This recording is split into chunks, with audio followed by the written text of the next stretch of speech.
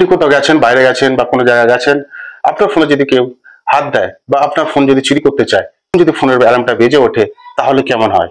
আপনি মোবাইল চার্জে দিয়েছেন, কেউ যদি সেই ফোনটা চার্জ থেকে খুলে মোবাইলটা চুরি করার চেষ্টা করে, তখন যদি অ্যালার্ম বাজে তাহলে কেমন হয়? আর সেই অ্যালার্ম যদি কখনো বন্ধ করা না যায় পাসওয়ার্ড ছাড়া, তাহলে কেমন হয়?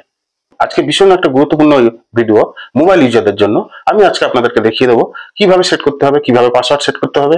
অন্য কোনো তৃতীয় ব্যক্তি যদি আপনার ফোনে হাত দেয় তাহলে কিন্তু মুহূর্তের মধ্যে আপনাকে সতর্ক করবে, আপনার ফোনে অ্যালার্ম বেজে উঠবে। সেটা কিভাবে করবেন চলুন আজকে দেখে নিই।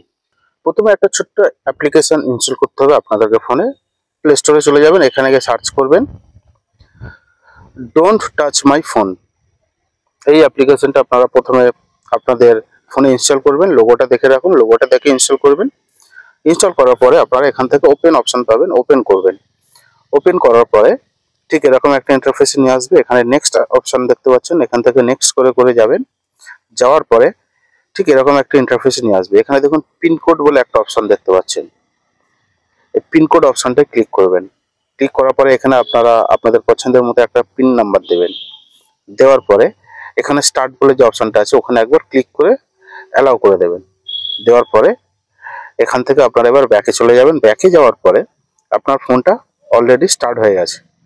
এবারে আপনার ফোনটা যখন কেউ হাত দেবে, হাত দিলে ঠিক এরকম অ্যালার্ম বেজে উঠবে। আমি আপনাদেরকে স্ক্রিনটা দেখাচ্ছি, দেখছেন এই মুহূর্তে কিন্তু আমার অ্যালার্ম বাজছে। আমি সাউন্ডটা যদিও বন্ধ করে রেখেছি কিন্তু আমার ফোনটায় অ্যালার্ম বাজছে, শব্দ হতে শুরু করেছে। আমি যতক্ষণ না পাসওয়ার্ডটা দেবো ততক্ষণ পর্যন্ত কিন্তু অ্যালার্মটা বাজতেই থাকবে। এখানে এই পাসওয়ার্ডটা দিলে তারপরেই কিন্তু অ্যালার্মটা বন্ধ হবে।